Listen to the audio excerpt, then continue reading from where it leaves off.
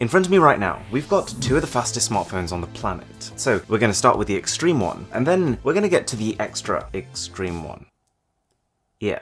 First up then is the Red Magic 5G. Pretty funky looking box. I quite appreciate something that's different. So first up is the smartphone. Weighty bit of kit at over 200 grams. A little insert with a funny hexagonal camera cutout. You've got a charger. Strangely, the phone can support insane 55-watt fast charging, but it only comes with an 18-watt charger. There's a black and red USB-C cable, and then manuals. So elaborate looking box, yes, but nothing really of note inside. But that's because pretty much all resources are being used to make the best possible phone. I will say this, the Red Magic 5G flies in the face of subtlety. It's a non-conformer from every angle compared to the sea of smooth, elegantly shaped flagship phones nowadays. But if anything, this is for people who just don't care. Or actually, if anything, people who are actively trying to be different. You've got hexagonal camera cutouts, you've got ridges and buttons and cutouts on every side of the phone. Even your volume rocker is ridged to accentuate this aggressive design, and there's a glowing logo on the back. The best way to describe this phone is basically as a market-leading spec sheet for a surprisingly affordable price. So get this, it starts at less than $600. The exact price isn't finalized yet, but for that, you get a 6.55-inch AMOLED display with a world-leading 144Hz refresh rate, a top-level Snapdragon 865 chipset, up to 16 gigs of LPDDR5 RAM, and 256 gigs of the fastest UFS 3.0 storage. There's a 4,500 mAh battery, the phone has 5G, and its camera can record 8K video. So that's pretty cool. On paper, this basically looks like goodbye Samsung. It's offering equivalent if not better specs for quite literally half the price.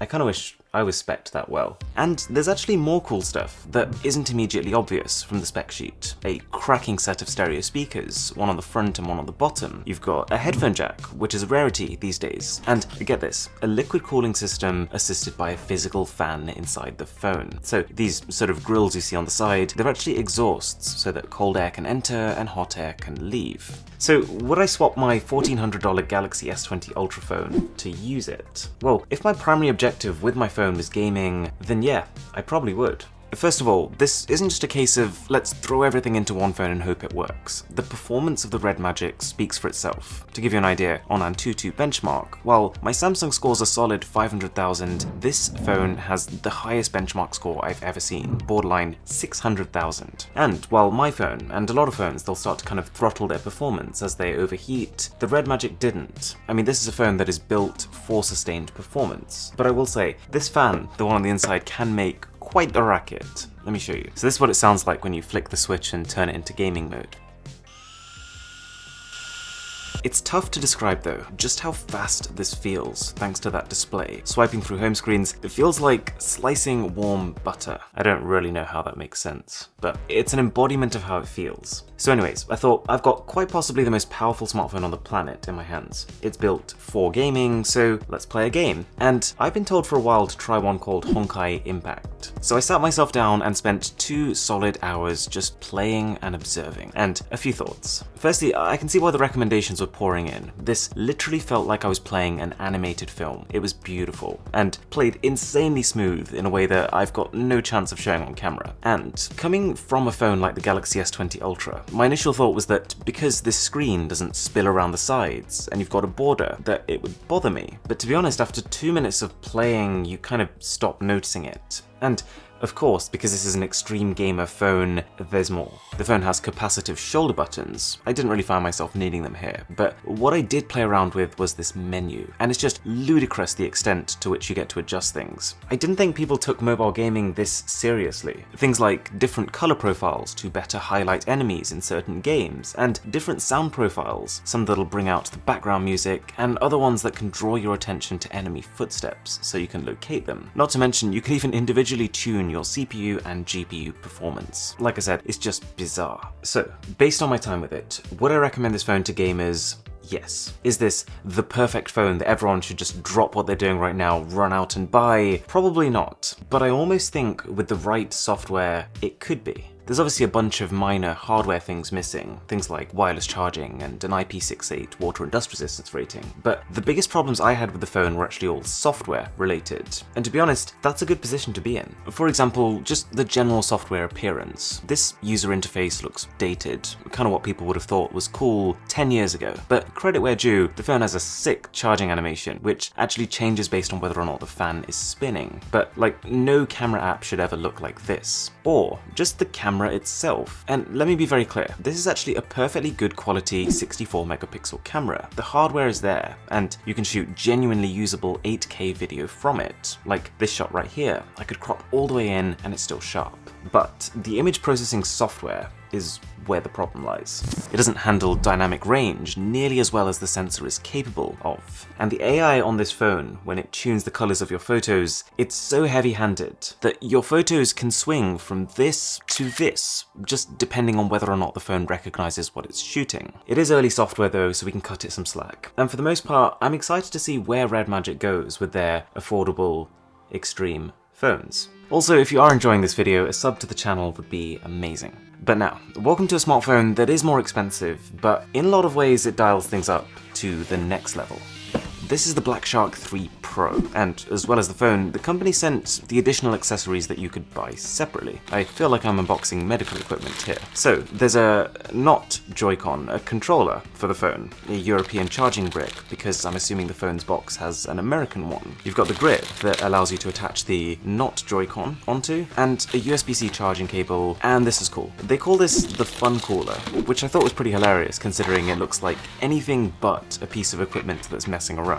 You'd be cooling a nuclear reactor with this. Okay, so that phone. It's a nice box, treading that line between class and glam. Inside you got your standard insert, but each part of this package feels like it's really had some love put into it. And it contains some manuals and a case that I gotta say I wasn't expecting. Not sure about this one, to be honest. There's the smartphone, an American power brick, and another charging cable. My very first impression was actually a moment of contemplation, because never in my life have I held a bigger smartphone. In terms of the way it looks, I think the company's last Black Shark 2 Pro phone was actually a pretty damn cool device. This one I'm not as convinced by, but there is a lot of cool stuff going on here. The symmetry and the fact that the camera protrusion is small means that actually this is a really comfortable phone to hold when you're gaming. You get these matte rails on the sides and a vinyl texture in the middle, which I'm assuming are all there to give you more grip. I have no idea though what kind of hands you'd need to reach this power button. Just look at it. So you're probably wondering, just how big is this phone? Well, you're looking at a 7.1-inch Quad HD Plus 90Hz AMOLED display with a 270Hz touch response. And bear in mind, not tiny bezels either, so it feels even bigger than it sounds. It's like an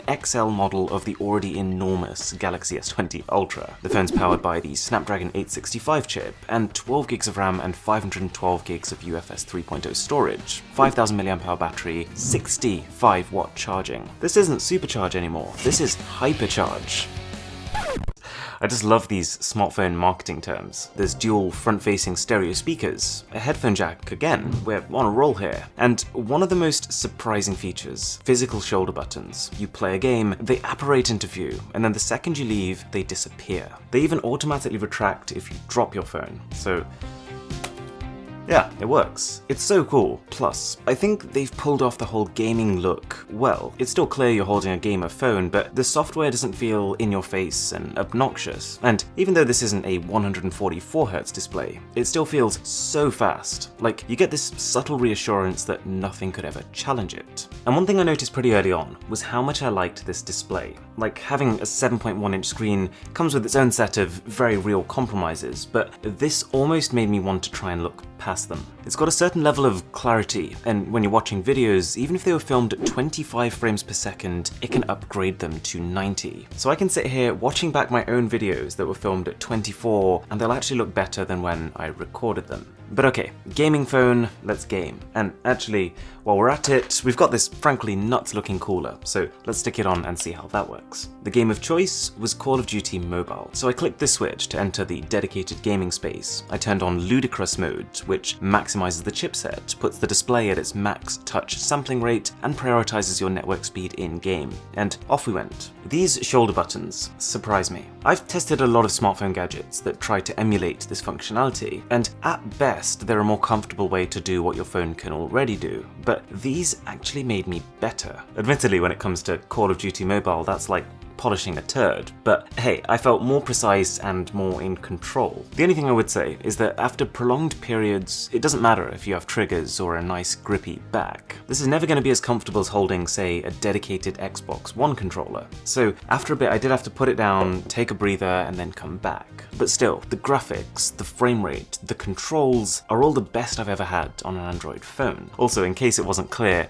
this cooler is unlike anything you've ever seen before. Yes, it has a massive fan on it, but the fan is just a part of it. The thing actually needs active power to work, because below that fan is effectively a freezer for your phone, so cold that when you take it off after playing, you literally feel like you want to leave it out in the sun to defrost. The phone is still lacking in the camera department, only slightly better than the Red Magic. And I can't stress enough that something of these dimensions is not for everyone. But there can be certain pros to having a gaming phone, things that are added in to make the gaming experience better, but they have a side effect of actually making the general phone experience better. For example, the dual stereo speakers added in to help you locate enemies when playing, they bring videos to life. The high-end haptic engine in the phone, built to give vibrations in-game, also just means that everything from typing to touching gives you really satisfying physical responses. Alright, so which of these phones would you pick? The Red Magic for around $600, or the Black Shark at closer to $700? Thanks for watching, my name is Aaron, this is Mr. Who's the Boss, and I'll catch you in the next one.